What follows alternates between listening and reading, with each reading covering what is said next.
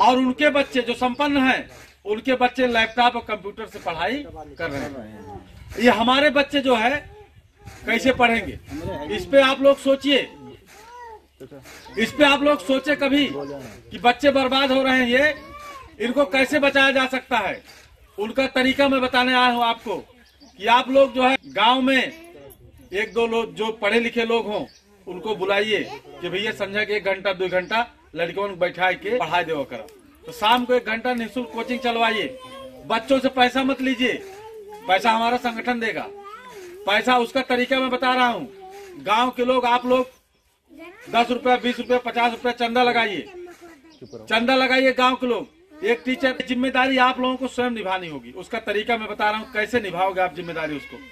आप गांव के ही जो बच्चे पढ़े लिखे हों, इंटर BA लड़के लड़कियां की हों, उनको आप जो है बताइए कि 1 घंटा 2 घंटे आप गांव के बच्चों को इकट्ठा करके पढ़ाइए। और उनको जो लोग पढ़ाएं, उनको 1000-2000 रुपया महीना आप लोग दे सकते हैं। 100 रुपया 50 रुपया चंदा लगा करके आप लोग जो तमाम तरह के मेला देव थाने में जो खर्च करते हैं, अगर 100 रुपया उसमें से 50 रुपया महीना अगर आप बचाते हैं गांव के लोग, तो 2000-2500 रुपया आप इकट्ठा कर सकते हो महीना भर में। और उसी पैसे का इन बच्चों के लिए निःशुल्क कोचिंग खुलवाइए, इनको पढ़वाइए। अगर आप ये बात नहीं कर पा रहे हो, अगर आप ये काम नहीं कर पा रहे हो, अगर आप गांव में कोचिंग चलवाने के लिए पैसा आपके पास नहीं है, तो हमारा संगठन मोस्ट कल्याण संस्थान ये आपको जो है मदद करेगा, आपको सहयोग करेगा, और बदले में हम कुछ आपसे नहीं लेंगे। यह काम आप सोचेंगे, ये काम मैं क्यों कर रहा हूँ? यह काम बाबा साहब के निर्देश पे कर रहा हूँ, क्योंकि बाबा साहब ने कहा था इस बात को कि समाज को शिक्षित करो। उस शिक्षित करने की क्रम में, उस शिक्षित करने की कड़ी में, ये हमारी नहीं सबकी जिम्मेदारी बनती है, आपकी जिम्मेदारी बनती है, हमारी भी सबकी जिम्मेदारी बनती है कि बाबा साहब के पहले निर्देश समाज को शिक्षित करो। उसके लिए हम लोग काम करना है।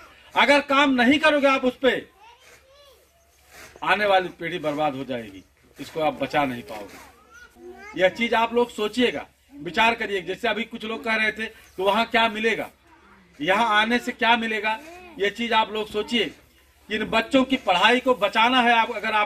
अगर इन बच्चों के भविष्य को, आज मैं निवेदन करने आया हूँ, अपील करने आया हूँ आपसे, याद से आप लोग गांव में शिक्षा का माहौल बनाइए, पठन पाठन का माहौल बनाइए, गांव में शिक्षा के लिए लोगों को प्रेरित करिए। और उसमें सिर्फ एक जात के बच्चों को नहीं, OBC SC माइनॉरिटी के आपके जो बच्चे हैं, अगल बगल जो भी बच्चे हैं OBC SC माइनॉरिटी के, उनको भी बुलाइए, वो भी बच्चे आकर के पढ़ें।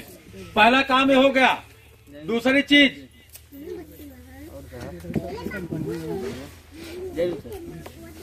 शिक्षा पे सबसे पहले काम होना चाहिए।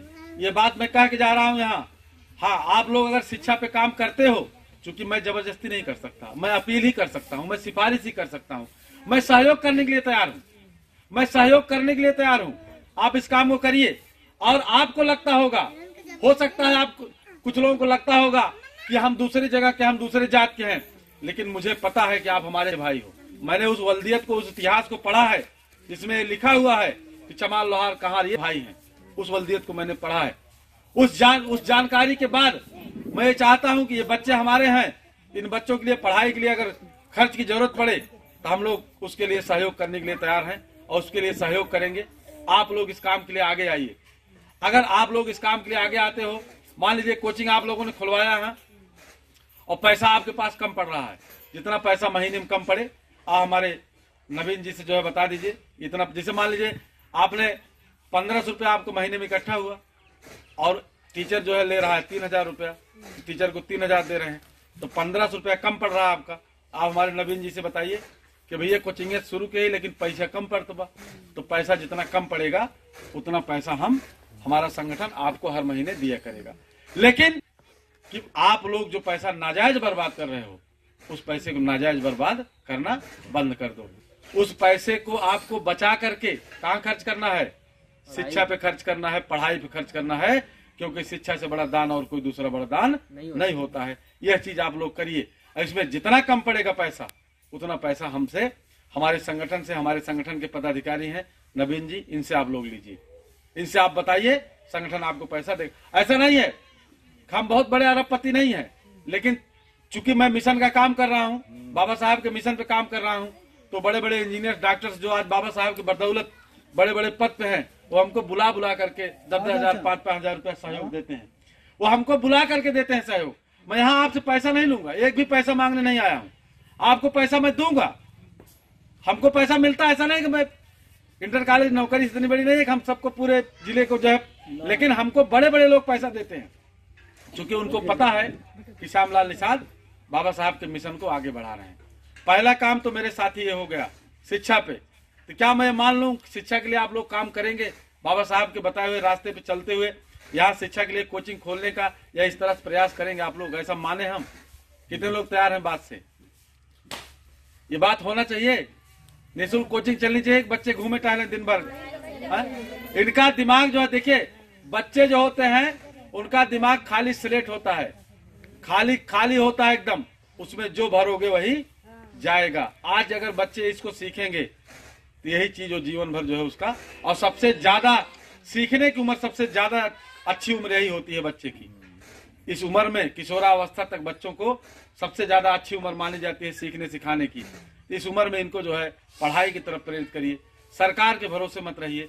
आप लोग स्वयं आगे आइए, एक कमेटी बना लीजिए, 7-8 लोगों की एक कमेटी बना लीजिए, निःशुल्क कोचिंग का एक जो है टीम बना लीजिए। शाम को बैठिए 1 घंटा, आप लोग भी चर्चा पर चर्चा करिए, बच्चों को पढ़ाया जाए। टीचर को जो है सम्मान कीजिए, आप लोग जो पढ़ा रहा है उसका सम्मान करिए। बच्चे जो गांव में घूम रहे हैं उनको भी बुला करके बैठाइए कि चल तहु पढ़, पैसा जिन दे तक ठीक बा, चल लड़का। हो सकता है हम निःशुल्क इसलिए कह रहा हूँ, हो सकता है बच्चे के पास पैसा न हो, माँ बाप के पास पैसा न हो देने के लिए, तो ऐसा न हो कि, चूंकि बच्चे सब आपके हैं, सब हमारे बच्चे हैं, इनके सबके लिए शिक्षा की व्यवस्था हमारी जिम्मेदारी बनती है।